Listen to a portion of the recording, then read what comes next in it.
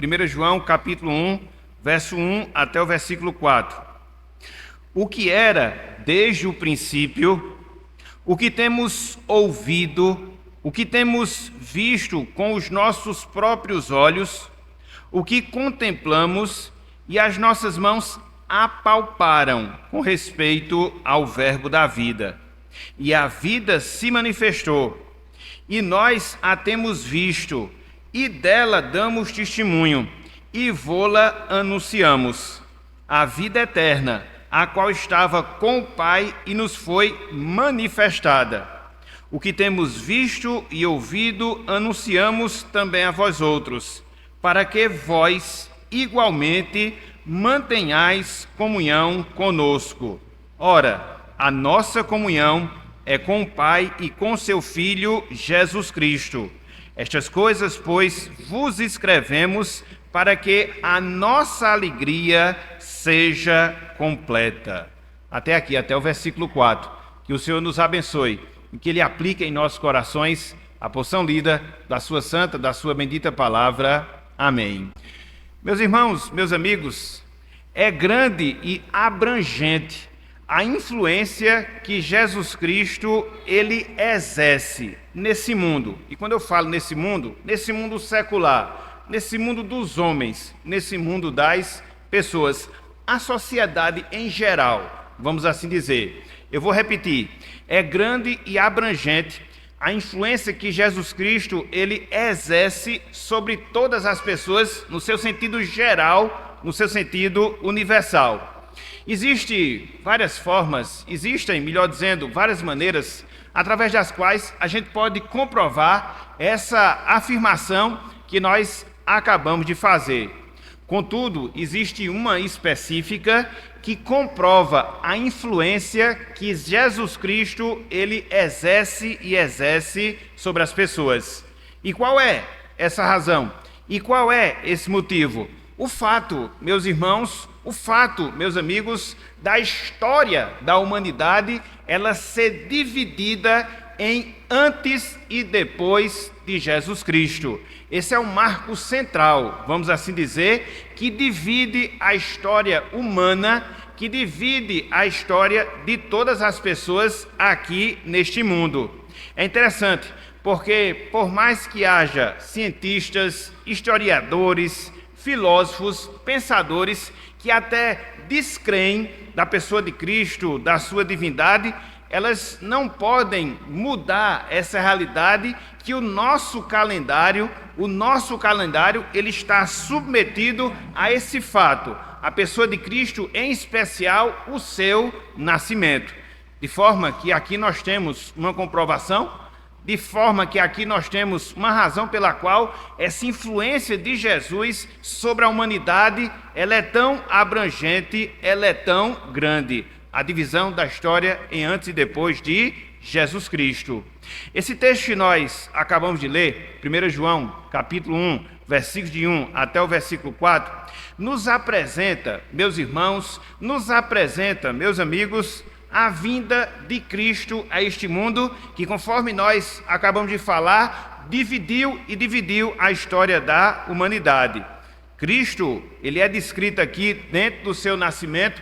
O apóstolo João, inspirado por Deus, ele trata justamente acerca da encarnação do Verbo de Deus e ele relata de fato esse grande milagre que se deu na história da humanidade. Aquele que era eterno passou a existir no tempo. Aquele que era infinito passou a habitar dentro de um ambiente limitado. Aquele que era santo passou a habitar entre os pecadores. Então, quando a gente considera só por aí, a gente percebe o grande fato, o grande milagre que é a encarnação do Verbo, o nascimento do nosso Salvador. Então, meus irmãos, meus amigos, nessa noite, com a graça de Deus, eu queria que nós tecêssemos um pouco de verdades relacionadas a esse tema. Aqui, João, ele está dirigindo a sua carta a cristãos que estavam sendo influenciados por uma corrente filosófica chamada gnosticismo, que essencialmente defendia que a matéria era má e que Cristo ele não podia ser Deus porque ele se encarnou. Então, para desfazer esses erros, para desfazer esses falsos ensinos, João, ele inicia a sua carta, ele abre a sua carta sem introdução, sem saudação, indo direto ao ponto e mostrando de fato a encarnação do Verbo com as suas implicações práticas e diretas relacionadas à nossa vida. Então, com base nesse texto, eu queria que nós pensássemos no seguinte tema, no seguinte assunto: Jesus, a manifestação do Verbo de Deus. Jesus, a manifestação do Verbo de Deus. E aí, quando nós olhamos para esse texto, quando nós consideramos essa passagem, a gente consegue enxergar pelo menos 1, 2, 3, 4 pontos que estão relacionados a esse tema. Repetindo, Jesus, a manifestação do Verbo de Deus. Em primeiro lugar, meus irmãos, em primeiro lugar, meus amigos, eu queria que nós destacássemos o primeiro ponto da nossa mensagem, a saber, a eternidade do Verbo de Deus. A eternidade do Verbo de Deus. Olhem só o que João fala na primeira frase do primeiro versículo do capítulo 1 deste livro que nós estamos a considerar. João diz, 1 João 1, parte A, o que era desde o princípio. O que era desde o princípio. Então aqui nós encontramos as primeiras palavras de João em sua carta. E aqui João, ele vai direto ao ponto e mostra que Jesus Cristo é Deus em virtude de ser eterno. Ele mostra que Jesus Cristo ele é Deus justamente em virtude da sua eternidade. Por isso ele fala, aquele que era, ou seja, aquele que existia desde todo o princípio. E princípio, entenda aqui, não algo que teve um início, não algo que teve um começo, mas aqui princípio no seu sentido absoluto, no seu sentido perfeito, ou seja, alguém que já existia, por não dizer, alguém que já pré-existia antes que todas as coisas fossem feitas, quer seja no âmbito da vida material, quer seja no âmbito da vida espiritual. O que João ele está a nos ensinar, o que ele está a afirmar é que Jesus ele existe e existe desde toda a eternidade. Ele é o Criador, ele é aquela pessoa através de quem foram feitas todas as coisas, ele não teve origem, ele não tem fim, por isso ele é eterno.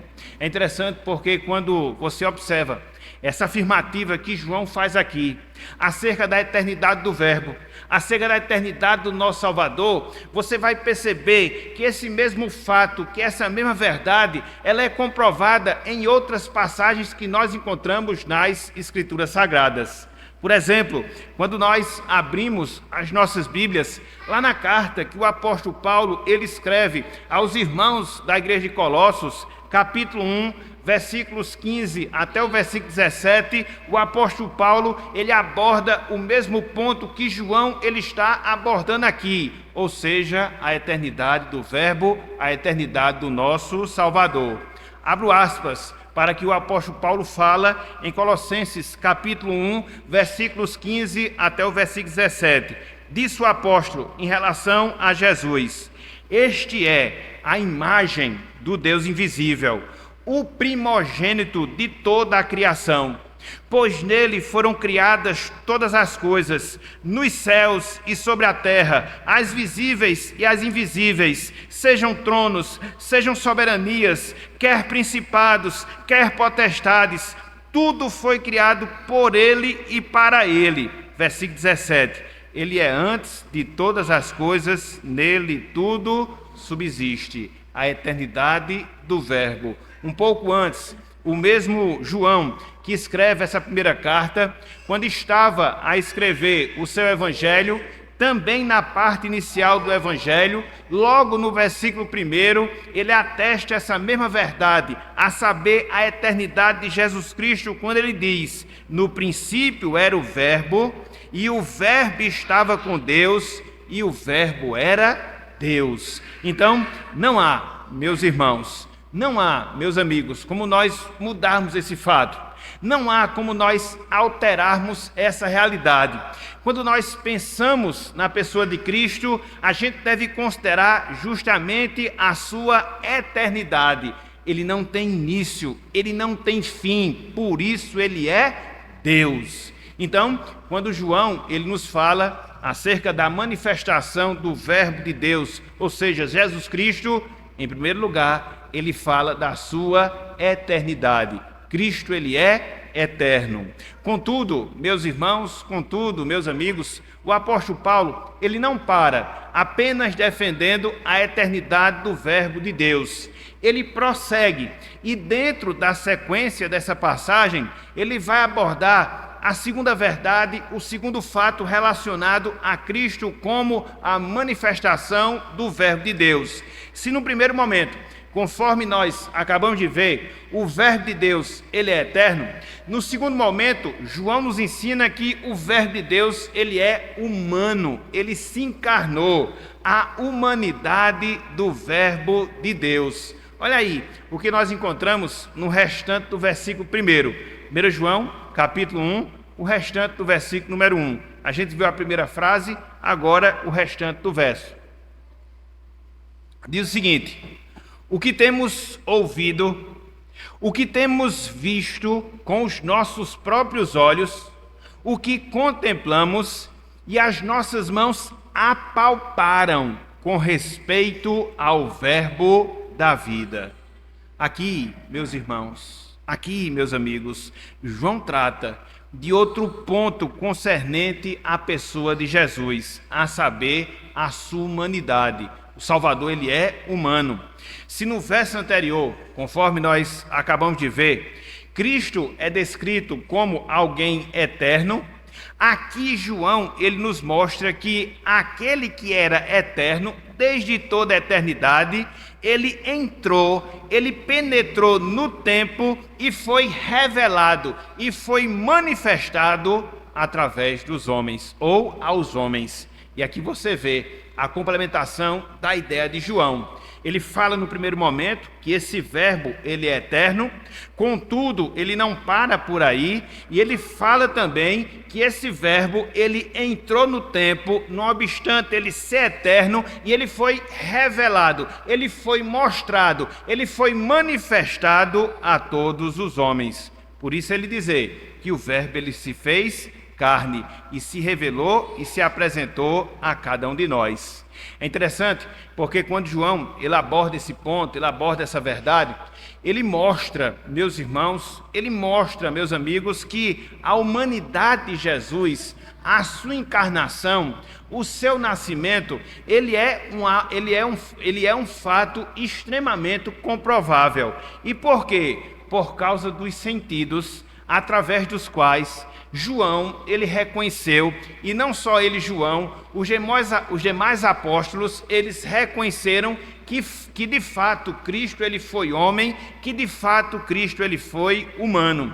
É por isso que João, ele aborda pelo menos 3 sentidos, através dos quais Cristo ele foi reconhecido e se comprova, se atesta que ele é humano. Ele fala do sentido da audição, temos ouvido.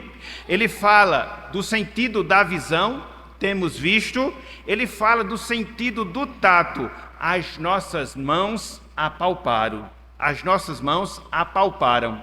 Vamos ver de maneira mais detalhada, vamos ver de maneira mais direta o que João ele está a nos falar, comprovando a humanidade de Jesus Cristo através de alguns sentidos que ele revelou ao longo da sua existência aqui entre nós. Em primeiro lugar, conforme nós falamos, a audição.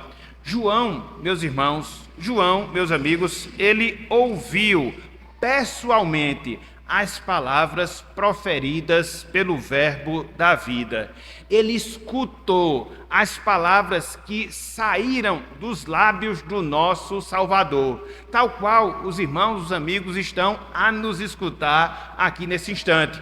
E essa foi uma experiência pela qual João passou ao longo dos 3 anos nos quais ele conviveu com Jesus. Ele conseguia identificar a sua voz, ele conseguia reconhecer a voz do Mestre, dada a convivência, dada a interação que eles tiveram ao longo do exercício ministerial da pessoa de Jesus, enquanto ele esteve entre nós. Que grande privilégio! Cristo, ele foi humano. Por quê? Porque ele foi ouvido, e João fala acerca disso. Contudo, João não fala apenas do sentido da audição. João, ele fala também do sentido da visão. Por quê? Conforme ele declara aqui, através dessas palavras, João, viu a Jesus. Conforme nós dissemos, ele conviveu com Cristo 3 anos. Então, João, ele teve essa percepção. Jesus Cristo não era uma miragem. Jesus Cristo não era um holograma. Não jamais. Era algo vindo em carne que era visto, reconhecido pelas pessoas. É interessante porque João aqui, quando ele fala que Jesus Cristo foi visto por ele, ele complementa, dizendo que contemplou a Jesus. Aqui é uma palavra muito especial. O sentido dela é que João ficou admirado, ele ficou perplexo, ele ficou boquiaberto por tudo aquilo que ele viu do Mestre, os milagres que ele realizou, tudo aquilo que ele fez, tudo aquilo que ele presenciou ao longo do período em que esteve com Jesus. Então ele fala que esse verbo, ele é humano, porque ele foi ouvido, porque ele foi visto. Mas não só isso. Em terceiro lugar, ele aborda um terceiro sentido, ou seja, o tato. A saber, para tirar qualquer dúvida acerca da humanidade de Jesus, João diz que o tocou. A palavra apalpar significa justamente isso, examinar e examinar de perto. Ela descreve aquela postura que as pessoas que têm deficiência visual muitas vezes apresentam para identificar determinado objeto, de apalpar, até conseguir identificar. Então foi isso que João ele fez, porque ele foi um dos discípulos que, por exemplo, na última ceia, se deitou no colo de Jesus. Então, a humanidade de Cristo é um fato, sim, é um fato irrefutável. Por quê? Porque alguém que esteve com ele afirmou, porque alguém que esteve com ele confirmou essa realidade, não só por ter escutado as suas palavras, mas também por tê-lo visto e chegando ao ponto de poder tocá-lo, assim como João ele tocou. Então, além de eterno, o nosso Salvador é humano. Além de eterno, o nosso Salvador, ele se encarnou e esteve entre nós de maneira comprovável, de acordo com as palavras de João. Então, no primeiro momento, a gente vê a eternidade do Verbo de Deus. No segundo instante, a gente observa a humanidade do Verbo de Deus. Mas não só isso. No terceiro momento, a gente vê o Verbo de Deus sendo testemunhado e proclamado. O Verbo de Deus sendo testemunhado e proclamado. Olhem só o que nos ensina o versículo 2. Vejam aí, 1 João, capítulo 1, versículo 2. Olha só o que João nos ensina aqui nessa passagem. Ele diz: e a vida se manifestou, e nós a temos visto, veja, e dela damos testemunho, e vô-la anunciamos, a vida eterna, a qual estava com o Pai e nos foi manifestada. Então, João aqui, ele nos ensina, meus irmãos. João aqui, ele nos ensina, meus amigos, que Cristo, ele não só foi visto, ouvido, tocado pelos seus discípulos, mas ele foi testemunhado, mas ele foi anunciado justamente pelos seus discípulos. É essa a verdade. que João ele está a dizer aqui. Ele teve uma experiência pessoal com o Senhor, que fez com que essa experiência se traduzisse naquilo que ele falou em relação a Jesus Cristo, como algo que ele tinha vivenciado, como algo que ele tinha experimentado. É por isso que ele fala acerca do testemunho que ele deu em relação a Jesus Cristo. Ele não falou por ouvir falar, ele não falou de maneira teórica, ele não falou apenas por palavra, mas quando João diz que testemunhou acerca de Jesus, ele diz que esse testemunho ele foi um reflexo, um resultado, uma consequência da vivência que ele, João, teve com Jesus. E ele tinha autoridade para poder testemunhar do Mestre. Ele tinha autoridade de poder anunciar o Mestre, como de fato ele anunciou ao longo da sua vida até o final, até a sua morte. Então, o Verbo de Deus sendo proclamado, o Verbo de Deus sendo testemunhado, ele se manifesta aos discípulos, ele se manifesta às pessoas, e as pessoas as quais têm experiência vívida com ele, testemunham acerca dele, anunciam a sua pessoa, como fez os discípulos e como fazemos nós, que também temos uma experiência com o nosso Redentor. Então, o Verbo de Deus sendo testemunhado, o Verbo de Deus sendo anunciado. E aí, além de falar acerca da eternidade do Verbo de Deus, além de falar acerca da humanidade do Verbo de Deus, além de falar desse Verbo de Deus sendo testemunhado, sendo proclamado, em último lugar, em quarto lugar, João, meus irmãos, meus amigos, ele fala do propósito da encarnação. Quais foram as razões? Quais foram os motivos pelos quais Cristo ele se encarnou? E aqui nesse trecho a gente observa pelo menos duas razões, dois motivos pelos quais o Verbo se fez carne, pelos quais aquele que era eterno adentrou ao tempo e se tornou homem, que era visto, que era ouvido, que era tocado. Então João mostra essas duas razões. A primeira razão pela qual Cristo ele se encarnou é para que nós tivéssemos comunhão com aqueles que são dele. Consequentemente, nós tivéssemos comunhão com o próprio Jesus Cristo. Olhem só, meus irmãos, olhem só, meus amigos, o que nós encontramos no versículo 3. 1 João, capítulo 1, versículo 3. João diz: o que temos visto e ouvido, anunciamos também a vós outros, para que vós, igualmente, mantenhais comunhão conosco. Ora, a nossa comunhão é com o Pai e com seu Filho, Jesus Cristo. Aqui, João, ele é muito claro em dizer que aquele que foi visto, aquele que foi ouvido, aquele que foi tocado, Jesus Cristo, que era o conteúdo da sua proclamação, teve como alvo a sua comunhão. Ou seja, na medida em que seus ouvintes atendessem a tudo aquilo que João proferisse em relação a Jesus, dentro desse testemunho pleno que ele tinha, pelo fato da experiência que ele tinha tido com Jesus Cristo, na medida em que as pessoas aceitassem essa proclamação, na medida em que as pessoas abraçassem esse anúncio relacionado a Jesus Cristo, essas mesmas pessoas manteriam comunhão com ele, João, como apóstolo do Senhor, e como consequência, comunhão com o próprio Senhor. Perceba aqui, meus irmãos, perceba aqui, meus amigos, como é importante a proclamação da palavra de Jesus Cristo. Como é importante a proclamação do próprio Jesus Cristo, o seu nascimento, a sua encarnação, como objeto da nossa fé, como uma crença, como um valor, para que assim a gente possa se unir àqueles que são de Cristo, àqueles que lideraram a igreja de Cristo e, consequentemente, nós também mantermos comunhão com o próprio Cristo.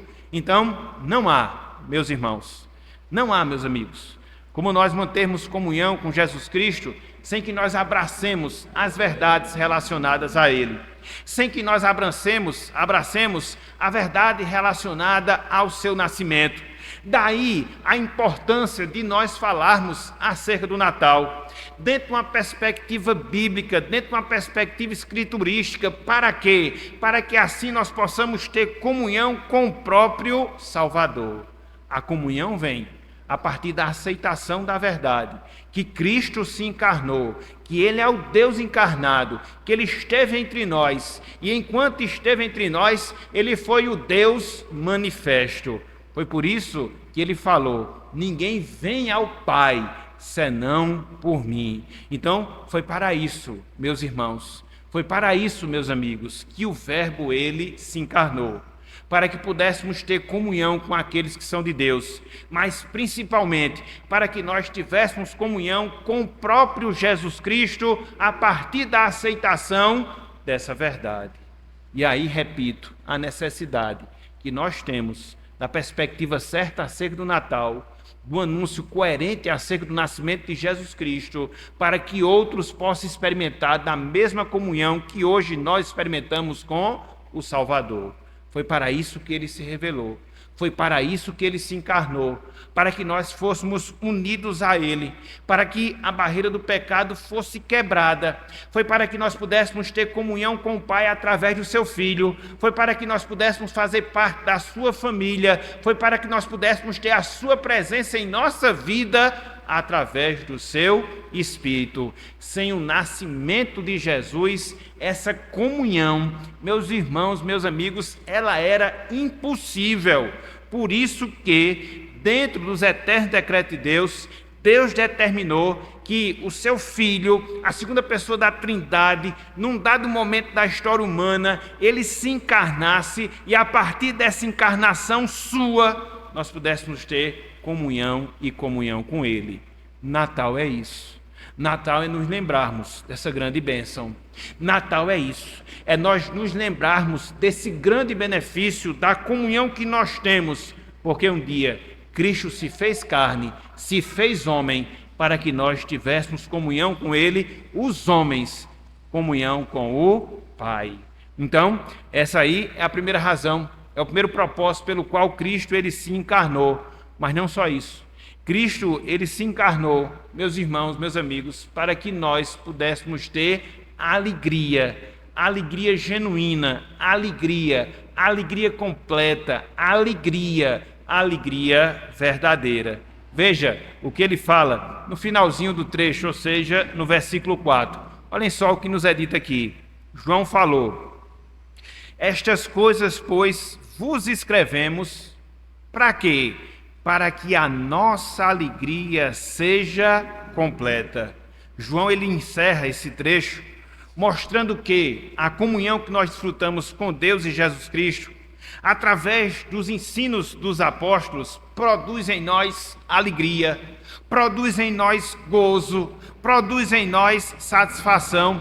Na verdade, a palavra alegria que é utilizada por João aqui nessa passagem é uma alegria no seu sentido perfeito, é uma alegria no seu sentido pleno, é uma alegria no seu sentido completo, no seu sentido absoluto. Então, foi isso que Cristo ele veio produzir em nós, a partir da sua encarnação, a partir do seu nascimento. Ele veio gerar em nós a alegria da sua presença nesta vida.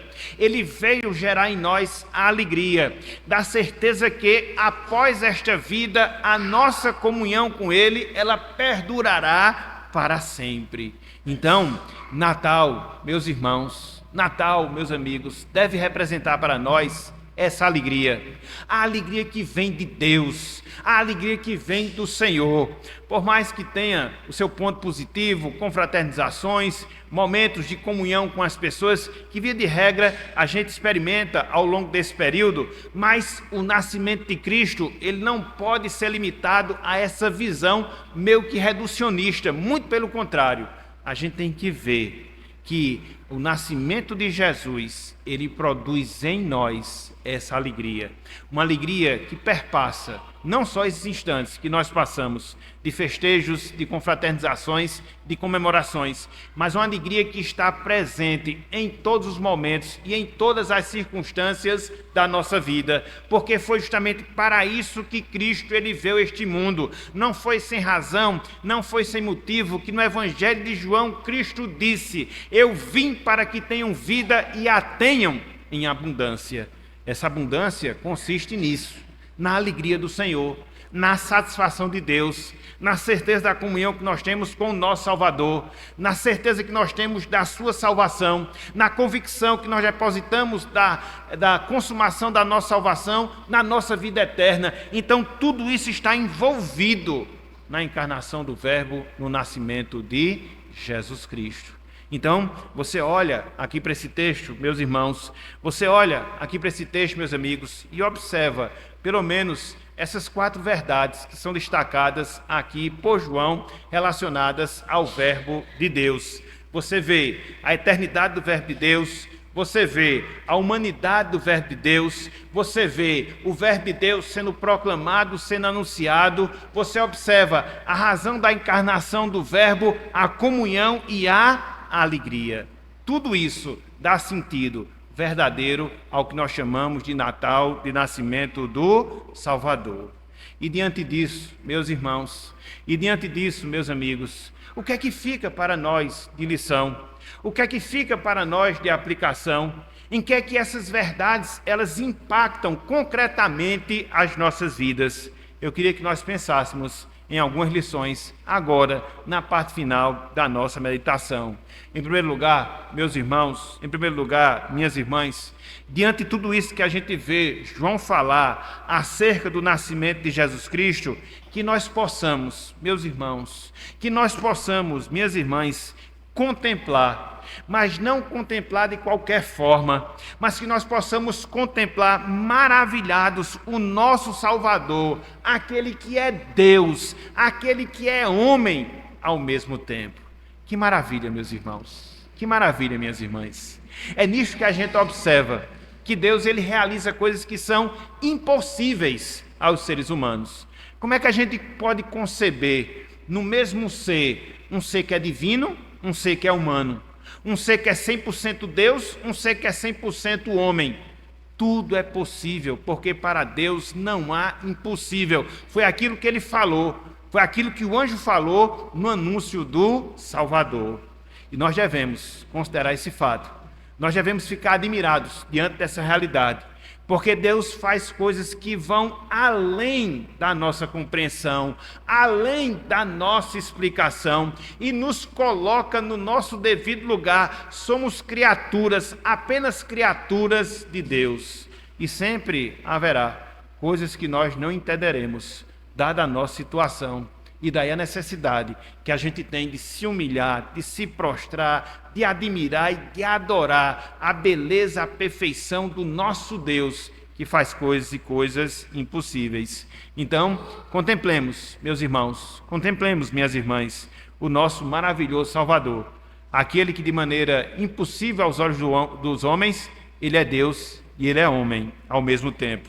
Em segundo lugar, meus irmãos, em segundo lugar, minhas irmãs, atentemos, sim, atentemos para o grande privilégio, a imensa responsabilidade que nós temos de proclamar, de anunciar esse Salvador.